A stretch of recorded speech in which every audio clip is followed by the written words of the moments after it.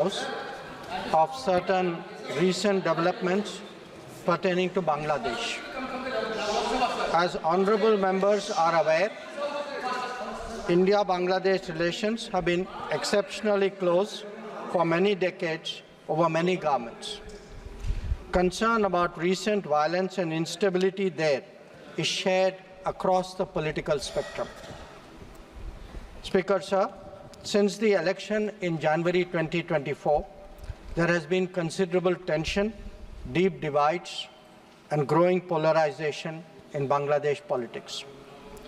This underlying foundation aggravated a student agitation that started in June this year.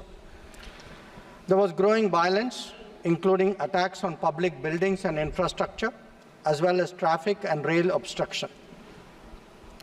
The violence continued through the month of July. Throughout this period, we repeatedly counseled restraint and urged that the situation be diffused through dialogue. Similar urgings were made to various political parties, political forces with whom we were in touch. Speaker, sir, despite the Supreme Court judgment on 21 July, there was no let-up in the public agitation. Various decisions and actions taken thereafter only exacerbated the situation. The agitation at this stage coalesced around a one-point agenda, that is that Prime Minister Sheikh Hasina should step down. On 4th August, events took a very serious turn. Attacks on police, including police stations, and government installations intensified even as overall levels of violence greatly escalated. Properties of individuals associated with the regime were torched across the country. What was particularly worrying was that minorities, their businesses and temples also came under attack at multiple locations. The full extent of this is still not clear. Speaker, sir, on 5th August, demonstrators converged in Dhaka despite the curfew.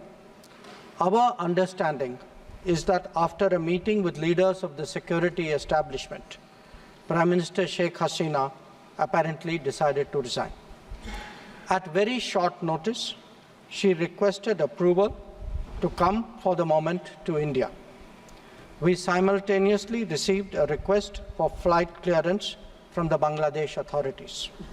She arrived yesterday evening in Delhi.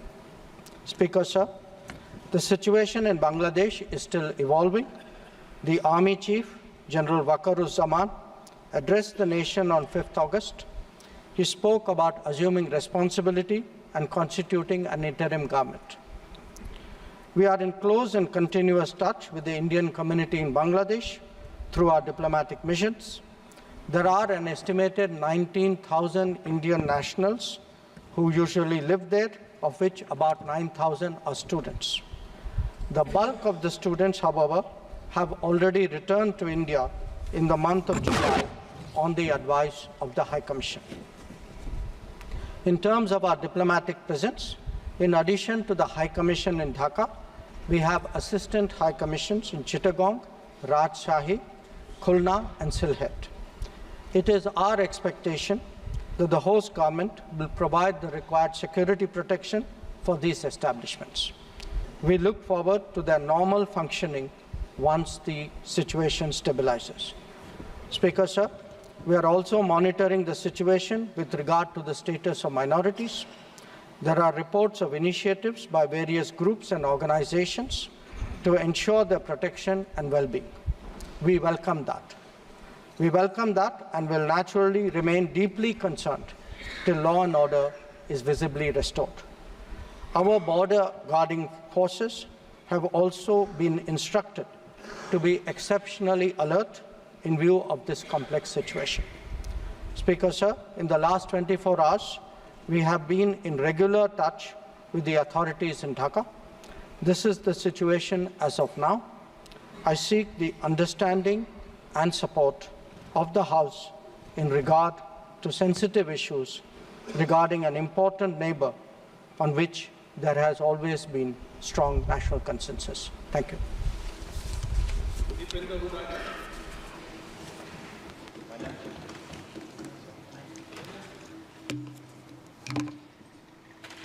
धन्यवाद सभापति महोदय। Finance bill जो कि सरकार की taxation policy से संबंधित है, कैसे सरकार अपने फाइनेंसिंग करती है अपने बजट को,